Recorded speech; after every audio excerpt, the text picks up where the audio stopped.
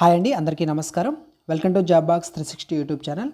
SSC GD constable exams సంబంధించి 22 అంటే ఈ రోజుకు సంబంధించి ఫస్ట్ షిఫ్ట్, అదేవిధంగా సెకండ్ షిఫ్ట్కి సంబంధించి నాకు అందినటువంటి క్వశ్చన్స్ని మీకు ఈ వీడియోలో ఎక్స్ప్లెయిన్ చేస్తాను. వీడియో చూస్తున్న ప్రతి ఒక్కరూ ఇంకా ఈ వీడియోని లైక్ చేయనట్టయితే ఒక లైక్ చేయండి. మీరు లైక్ చేస్తే ఇంకొక నలుగురికి ఈ వీడియో రికమెండ్ అవుతుంది కాబట్టి లైక్ చేయండి. ఫస్ట్ టైం మన ఛానల్ చూస్తుంటే సబ్స్క్రైబ్ చేసుకొని ఫాలో అవుతుండండి, ఓకేనా. అదేవిధంగా థర్డ్ షిఫ్ట్ అయిపోయినటువంటి స్టూడెంట్స్ ఎవరైనా కానీ ఈ వీడియో చూస్తున్నట్లయితే మీకు ఎలాంటి క్వశ్చన్స్ వచ్చాయో ఒకవేళ క్వశ్చన్స్ గుర్తుంటే కింద మీకు కామెంట్ సెక్షన్లో ఆ క్వశ్చన్స్ అనేది రాయండి. స్టూడెంట్స్కి ఉపయోగపడుతుంది.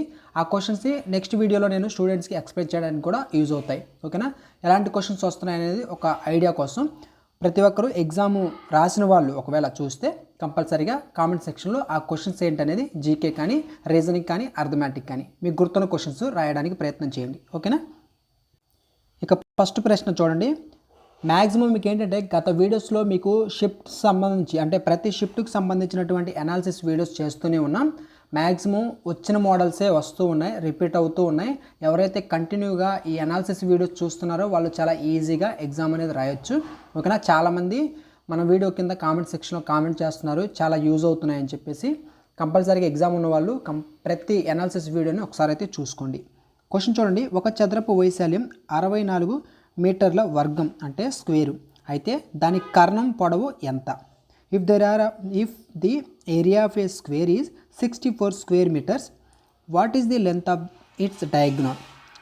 దీని యొక్క డయాగ్నల్, ఓకేనా. అయితే మనం పొడవు ఎంత కనుక్కోవాలి, దాని కర్ణం పొడవు డయాగ్నల్ యొక్క లెంత్ అనేది కనుక్కోవాలండి.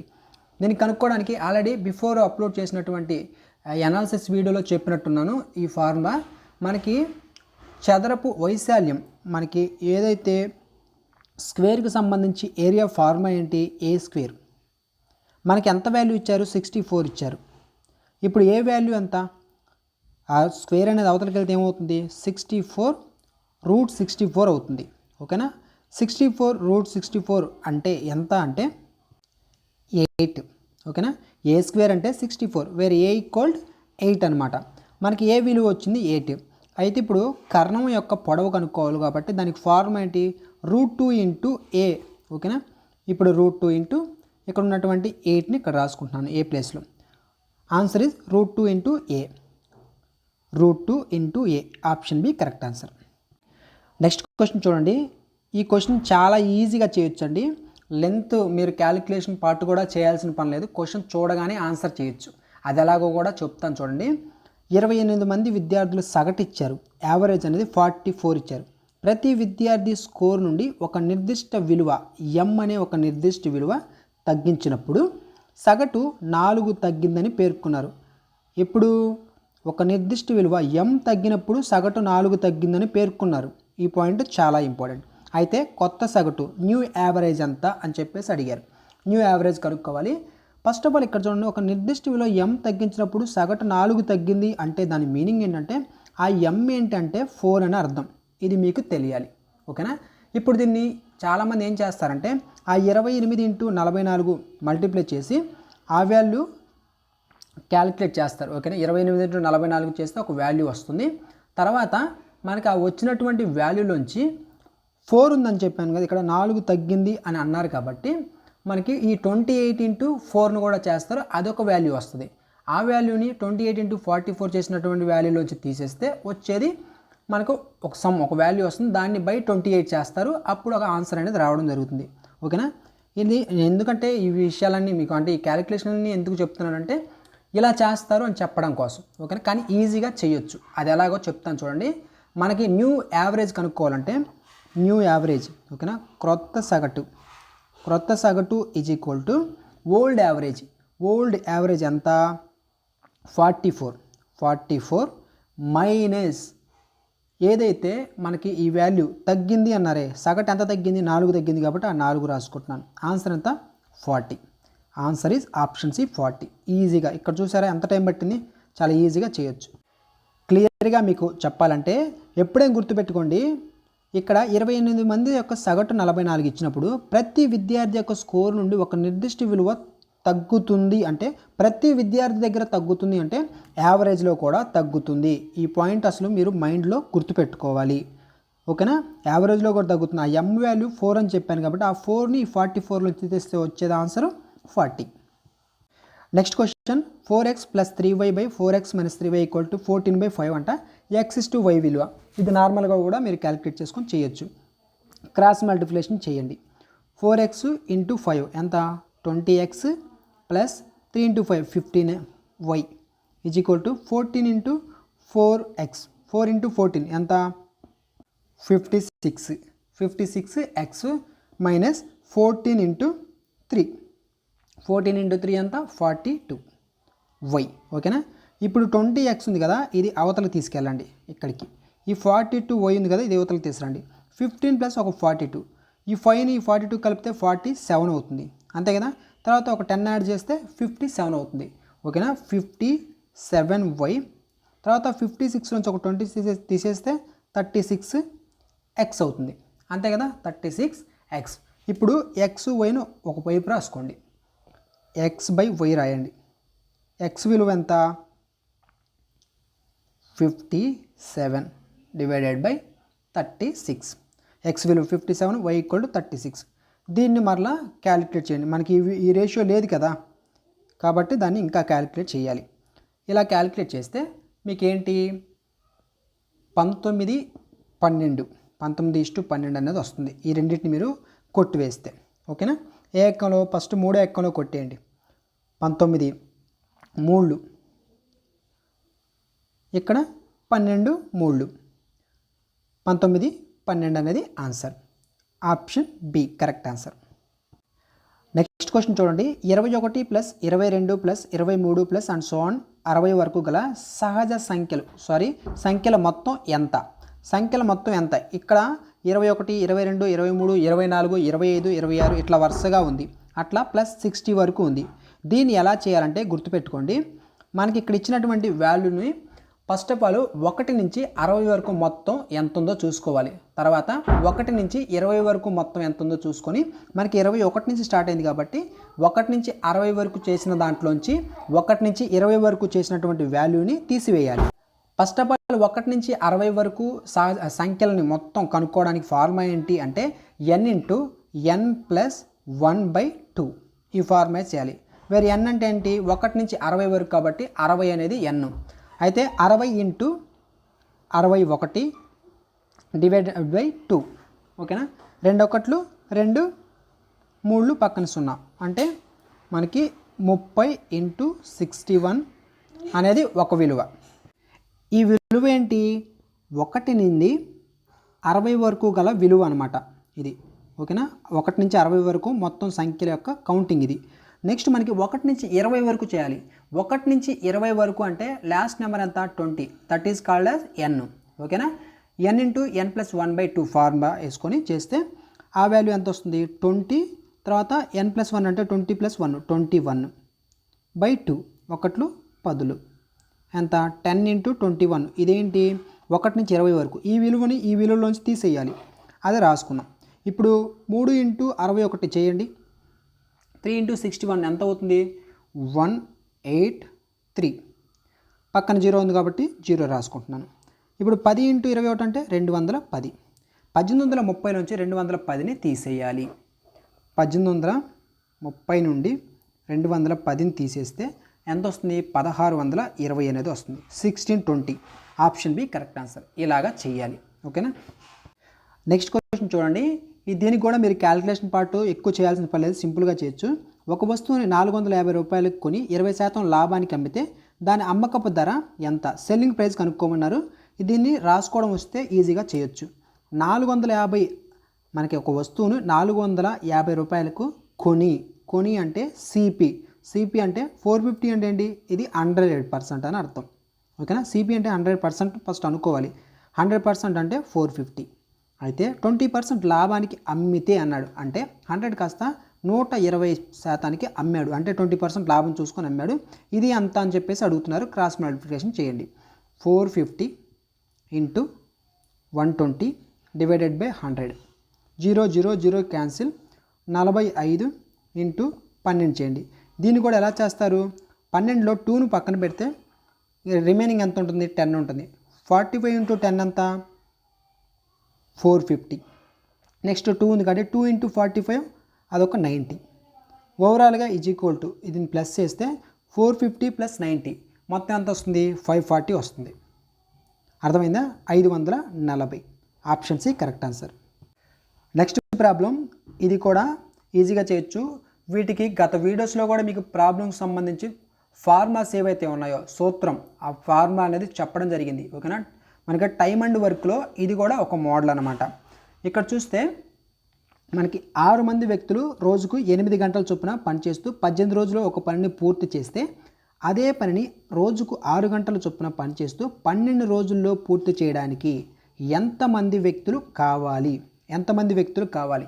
దీనికి ఫార్ములా ఏంటి అంటే ఫస్ట్ M1, ఓకేనా, M1 × H1 × D1 / W1 అది వర్క్ అనమాట. నెక్స్ట్ మనకి M2 × D2 × H2 ఎటువంటి రాసుకున్నాం మల్టిప్లై కాబట్టి ఎలాగైనా రాసుకోవచ్చు. W2 ఇది ఫార్ములా. ఓకేనా? దీన్ని బేస్ చేసుకొని మనం రాయాలి.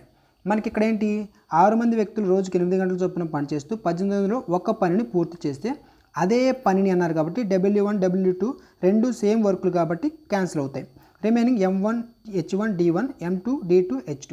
మనకు కనుక్కోమంది ఏంటి అంటే M2 అనేది కనుక్కోవాలి. ఓకేనా? దాన్ని ఎలా కనుక్కుంటాం చూడండి.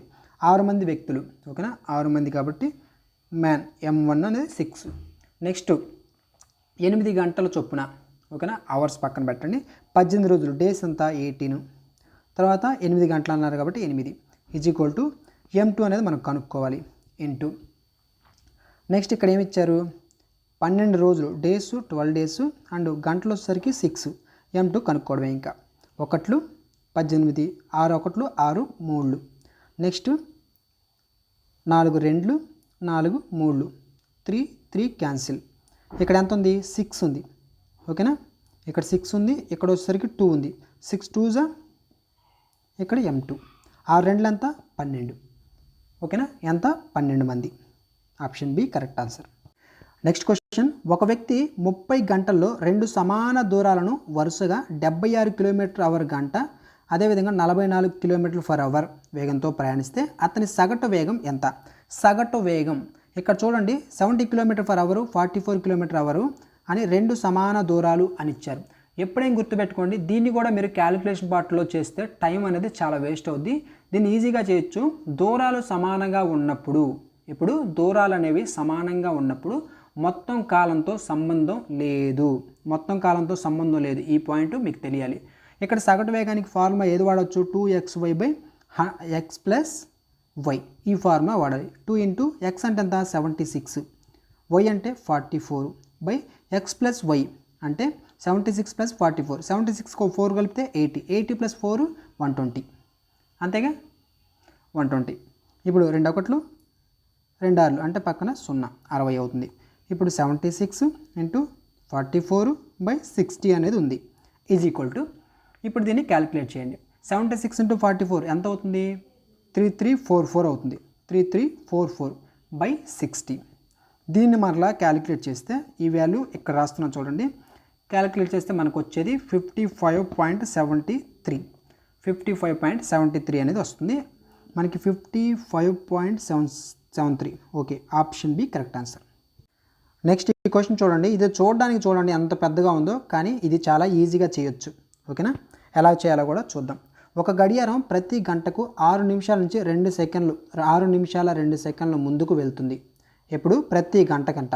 మధ్యాహ్నం 3 గంటలకు దాని సరైన సమయానికి సెట్ చేస్తే నిజమైన సమయం సాయంత్రం 5 గంటలకు అయ్యేసరికి ఆ తప్పు గడియారం ఎంత సమయం చూపుతుంది? సాయంత్రం 5 గంటలు అయ్యేసరికి ఆ తప్పు గడియారం ఎంత సమయం చూపుతుంది? అది మనం కనుక్కోవాలి. ఫస్ట్ ఆఫ్ ఆల్ మీరు ఇక్కడ చూస్తే ఈ క్వశ్చన్ని ఎలా చేస్తారంటే, మధ్యాహ్నం 3 గంటల నుండి సాయంత్రం 5 గంటల వరకు పట్టిన కాలం ఎంత అండి? 3 గంటల నుంచి 5 గంటలు, వాటి మధ్య డిఫరెన్సేగా కాలం. వాటి మధ్య డిఫరెన్స్ ఎంత ఉంది? 3 to 5 2 అవర్స్ అనేది ఉంటుంది. 2 అవర్స్ అనేది ఉంటుంది. ఓకేనా? అయితే మనకి ఇక్కడ ఏమి ఇచ్చారు? 1 అవర్కి అంటే 1 అవర్కి పెరిగే సమయం ఎంత అంటే 6 minutes 2 seconds. అంతే కదా? 6 minutes 2 seconds. 1 అవర్కి 6 minutes 2 seconds అయితే మనకి ఇక్కడ డిఫరెన్స్ ఎంత ఉంది, 2 అవర్స్ ఉంది. కాబట్టి 2 అవర్స్కి ఎంత పడుతుంది, 6 minutes 2 secondsని ఇంటూ 2 చేస్తే 6 into 2 12, 2 into 2 4, 12 minutes 4 seconds అనేది ఉంటుంది. 12 minutes 4 seconds అనేది ఉంటుంది. అయితే మనకు అడిగింది ఏంటి, 5 గంటలు అయ్యేసరికి తప్పు గడియారం ఎంత సమయం చూపుతుంది, 5 గంటల 12 నిమిషాల 4 సెకండ్లు అనేది చూపుతుంది. 5 గంటల 12 నిమిషాల 4 సెకండ్లు. Option B correct answer. ఇంతవరకు మనకి ఎగ్జామ్స్లో మనకి ఓన్లీ అవర్సు, మినిట్స్ ఇంతవరకు వచ్చారు. ఇంకొంచెం ఒక స్టెప్ అనేది వేసి సెకండ్స్ మీద కూడా అడుగుతున్నారు, ఒకసారి చూసుకోండి. నెక్స్ట్ క్వశ్చన్, 7 మరియు 8 గంటల మధ్య నిమిషాల ముళ్ళు మరియు గంటల ముళ్ళు మధ్య 95 డిగ్రీల కోణం ఎప్పుడు ఏర్పడుతుంది. చూడండి, ఈ క్వశ్చన్ ప్రతి షిఫ్ట్లో రిపీట్ అవుతుంది. ప్రతి షిఫ్ట్లలో రిపీట్ అవుతున్నటువంటి మోడలు కాబట్టి అసలు ఈ మోడల్ని వదలొద్దు, ప్రాక్టీస్ చేయండి. ఏంటి దీనికి ఎన్నిసార్లు, చాలాసార్లు చెప్పాను ఇప్పటికే మీకు. యాంగిల్ ఫార్ములా ఏంటి, 30 into అవర్స్. ప్రతిరోజు చూస్తున్న వాళ్ళు అసలు స్పీడ్గా చేసి వెళ్ళిపోతారు. ఓకేనా, 30 hours minus 11/2 minutes. ఓకేనా, ఈ ప్రాబ్లం మీరు చేయండి, మీరు చేసి కామెంట్ సెక్షన్లో కామెంట్ చేయండి, ఆన్సర్ అంటుంది అనేది కామెంట్ చేయండి, ఎందుకంటే చాలాసార్లు చెప్పాను ఈ మోడల్. ఓకేనా, నెక్స్ట్ ఈ క్వశ్చన్ చూడండి, మనకి రీజనింగ్లో క్వశ్చన్ ఆల్రెడీ ముందు చూసింది కూడా రీజనింగ్ క్వశ్చన్స్.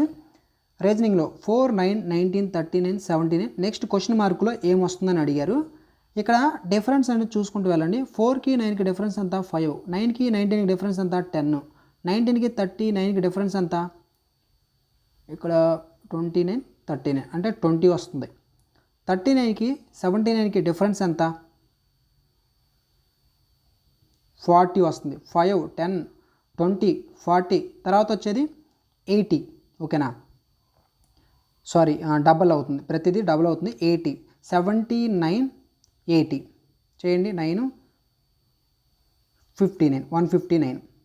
ఓకేనా, 159 అనేది వచ్చింది. Answer is 159. దీన్ని ఇలాగూ చేయొచ్చు, ఇంకొక మోడల్ ఉంది, అది కూడా చెప్తాను. ఎలా చేశారంటే ఇక్కడ చూడండి, 4 into 2 చూడగానే అది స్ట్రైక్ చెప్తున్నాను, అది కూడా 4 into 2 + 1 ఎంత అవుతుంది, 4 into 2 8 + 1 9. నెక్స్ట్ 9 into 2 18 + 1 ఎంత, 19. తర్వాత అక్కడే ఉంది 19, 19 into 2 + 1 19 into 2 ఎంత, 38 + 1 39. ఈ మోడల్లో కూడా వెళ్తుంది కాబట్టి 79 into 2 + 1 79 into 2 అంటే ఎంత, 158 + 1 అంటే 159. ఇలా కూడా చేయొచ్చు. ఓకేనా, ఆప్షన్ సి కరెక్ట్ ఆన్సర్. నాకు తెలిసినటువంటి క్వశ్చన్స్ అంటే నాకు దగ్గరికి వచ్చినటువంటి క్వశ్చన్స్ని నేను మీకు ఎక్స్ప్లెయిన్ చేయడం జరిగిందండి. కాబట్టి ఈ క్వశ్చన్స్ అన్నీ ఒకసారి ఎగ్జామ్కి సంబంధించి చూసుకోండి. చెప్పాను కదా, థర్డ్ షిఫ్ట్ ఎవరికైతే ఎగ్జామ్ అయిపోతుందో వాళ్ళు ఒకవేళ ఈ వీడియో చూస్తుంటే ఆ క్వశ్చన్స్ని కామెంట్ సెక్షన్లో కామెంట్ చేయడానికి ట్రై చేయండి. లేకుంటే టెలిగ్రామ్లో సపరేట్గా జీడీ కానిస్టేబుల్ గ్రూప్ ఉంది కదా, ఆ గ్రూప్లో మీరు నాతో కాంటాక్ట్ అవ్వచ్చు. అక్కడికి వచ్చినా నాకు క్వశ్చన్స్ అనేది షేర్ చేయొచ్చు.